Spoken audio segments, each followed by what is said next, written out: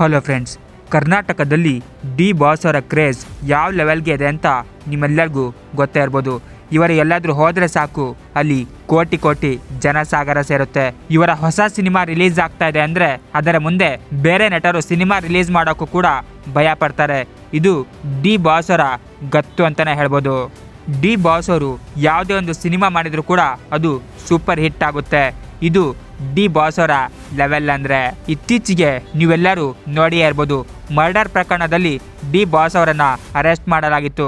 ಆದರೂ ಕೂಡ ಅವರ ಅಭಿಮಾನಿಗಳು ಅವರನ್ನು ಬಿಟ್ಟು ಕೊಟ್ಟಿಲ್ಲ. ಅವರು ರಿಲೀಸ್ ಆಗುತ್ತಿದ್ದಂತೆ ಅವರ ಅಭಿಮಾನಿಗಳ ಸಂಖ್ಯೆ ಇನ್ನೂ ಹೆಚ್ಚಾಗಿದೆಯೇ ಹೊರತು ಯಾವುದೇ ಕಾರಣಕ್ಕೂ ಕೂಡ ಕಡಿಮೆ ಆಗಿಲ್ಲ. ಅವರ ಈ ಭಯಂಕರ ಕ್ರೇಜ್ ಇವತ್ತಿಂದಲ್ಲ, ಇದು ಎಷ್ಟೋ ವರ್ಷಗಳಿಂದ ನಡೆದು ಬಂದಿದೆ. 10 ವರ್ಷಗಳ ಹಿಂದೆ ಸಾರಥಿ ಸಿನಿಮಾ ರಿಲೀಸ್ ಆದಾಗಲೇ ಈ ಕ್ರೇಜ್ ಕಂಡು ಬಂದಿತ್ತು. ಅವರ ಕ್ರೇಜ್ ಬಗ್ಗೆ ಮಾತನಾಡಿದ ಪ್ರೇಮ್ ಅವರು ಒಂದು ಮಾತನ್ನು ಹೇಳ್ತಾರೆ. ಕರಿಯ ಸಿನಿಮಾದ ಸಂದರ್ಭದಲ್ಲಿ ನಾವು ನಿಜವಾದ ರೌಡಿಗಳನ್ನು ನಟನೆ ಮಾಡೋಕೆ ಕರ್ಕೊಂಡು ಬಂದಿದ್ವಿ ಅಂತ ಹೇಳಿದ್ರು.